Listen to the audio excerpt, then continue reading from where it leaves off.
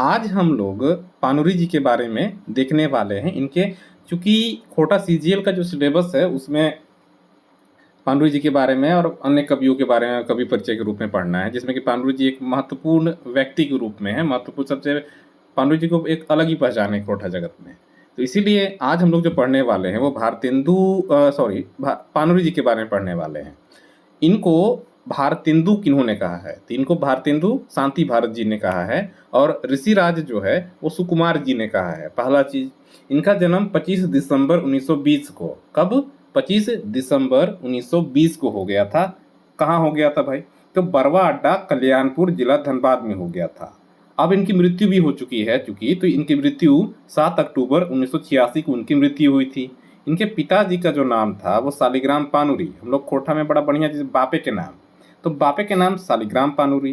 तो माए के नाम, दुखनी देवी। तो दुखनी देवी जब माए के नाम हो गया है तो ये पत्नी का नाम बताइए। तो पत्नी का नाम हो गया मूर्ति देवी, राइट। तो ये मूर्ति देवी। और क्या क्या है इनके बारे में? तो इनको खोटा भीष्म पितामह और पुरोधा कौन कहे हैं? तो विश्वनाथ दशमधि राज जी कहे हैं इनको, खोटा के भीष्म पितामह और पुरोधा। खोटा के वाल्मीकि कौन कहे हैं? तो पंडित रामदयाल पांडे जी कहे हैं इनको, खोटा के वाल्मीकि। अब इसको याद करने का कैसे याद करोगे? बहुत वो कन्फ्यूजन है। तो इसको याद करने का सबसे आसान ट्रिक जो हम लोगों ने जेपी ग्रुप में सीखा है डिस्कशन करने के बाद, वो ये कि राम जी ने वाल्मीकि की जो है रामायण की रचना जो है वो वाल्मीकि ने की थी, राइट।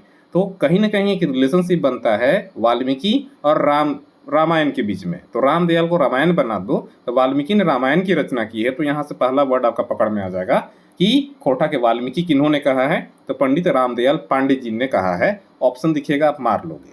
उसके बाद खोटा का टैगोर किन्होंने कहा है? टैगोर। कहीं ना कहीं हम लोगों ने इसको रिलेट किया था कि चार गोड़, टैगोर यानी कि चार गोड़, और जो चतुर्भुज होता है ना वो चार गोड़ होता है। इस तरह से हम लोगों ने रिलेट किया था और ये हो गया था खोटा का टैगोर जो है वो चतुर्भुज साहू जी ने कहा है। फिर हम लोगों ने किया था कि खोटा के नागार्जुन किन्होंने कहा है? तो नाग जो काट देगा ना तो बड़ी विकल परिस्थिति हो जाती है, जान बचाना भी मुश्किल हो जाता है। इसलिए हम लोगों ने याद किया था कि खोटा के नागार्जुन जो है वो विकल शास्त्री जी ने कहा है। उसके बाद हम लोगों ने देखा था कि अक्षय बोर किन्होंने कहा है? तो पानुरी जी को अक्षय बोर कहा है, शांति भारत जी ने कहा है, याद रखिएगा। और एक भारतेंदु भी इन्होंने शांति भारत जी ने कहा है। अब इनकी रचनाओं के बारे में बात करते हैं जो कि आज का हमारा टॉपिक है और जो कि मैंने लगा के रखा भी सामने आपकी स्क्रीन के सामने। तब से आप सोच रहे होगे क्या लगा के रखा और क्या बता रहे हैं। तो ये है कि आपका ये लेखक परिचय था थोड़ा सा, उसके बाद ये साहित्य परिचय है इनका। तो ये है कि बाल किरण जो है वह इनकी कविता संग्रह है जो कि 1954 में प्रकाशित हुआ था। मेघदूत जो है वह अनुदित काव्य है, इसका रचना 1950 में और इसका प्रकाशन 1968 में हुआ है। तो अगर पूछ देगा कि रचना काल कब है मेघदूत का, तो ये 1950 हो जाएगा। इसका प्रकाशन बछर कब है, तो ये 1968 हो जाएगा। यही राम कथा अमृत के बारे में अगर बोलेगा ये किनकी रचना, तो ये है राम कथा अमृत भी पानुरी जी की रचना। कैसी रचना? तो ये खंड काव्य है। कितना खंड है? ये 3 खंड में लिखा गया है। कहीं कहीं आप सेट लगाते हो टेलीग्राम पे तो ये 1970 लेता हो, कहीं 71 लेता होगा। तो दोनों ही याद कर लो, जो ऑप्शन में आएगा कर लेना, बाकी राम भरोसे, उसका कोई हिसाब किताब नहीं है। उद्वासल करने कैसी रचना? तो ये नाटक है। कब रचना है? तो 1963 में इसका रचना हो गया। मैंने लिख दिए थे, छपाया नहीं था। तो छपाया कब था भाई? तो ये 2012 में छपाया था आपका उद्वासल कर्ण।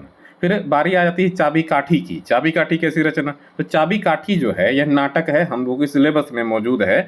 और क्या बताएं आपको, जेपी ग्रुप से जुड़िए, सब कुछ मिलेगा। तो ये चाबी काठी हो गया, नाटक है। ये 20 दृश्य है, इसमें सब कुछ जानता है। इसका रचना काल कब है? तो 1970 से 80 का दशक इसका रचना काल है। प्रकाशन कब हुआ इसका? तो प्रकाशन 2006 और फिर 2019 में हो गया इसका चाबी काठी का। दिव्य ज्योति कैसी रचना? तो दिव्य ज्योति जो है ये कविता संग्रह है। कैसी रचना? ये कविता संग्रह है जो कि 1954 में प्रकाशित हुई है, याद रखिएगा। तितकी, कंफ्यूजन नहीं करना है, तितकी पत्रिका भी है जिसका जिक्र हम आगे करेंगे। यह तितकी जो है कविता संग्रह है जो कि 1951 में प्रकाशित हो गया है। हम लोग झारखंड परफेक्ट स्टडी ग्रुप जो टेलीग्राम पे बना हुआ है वहाँ हम लोग ये डिस्कशन करके हम लोगों ने लिखा है कि ये 1951 है। अगर आएगा तो मार लीजिएगा, तितकी कविता संग्रह 1951 में प्रकाशित हो चुका है। फिर इसका है कि कुसुमी, एक है तितकी पत्रिका में ही छपा था ये, और ये कहानी था। ये जो पत्रिका मैं जिक्र करने वाला हूँ आगे, उस पत्रिका में ही ये कुसुमी छपा था एक कहानी के तौर पे। 1977 में छपा था, ये कहानी प्रकाशित हो चुका है।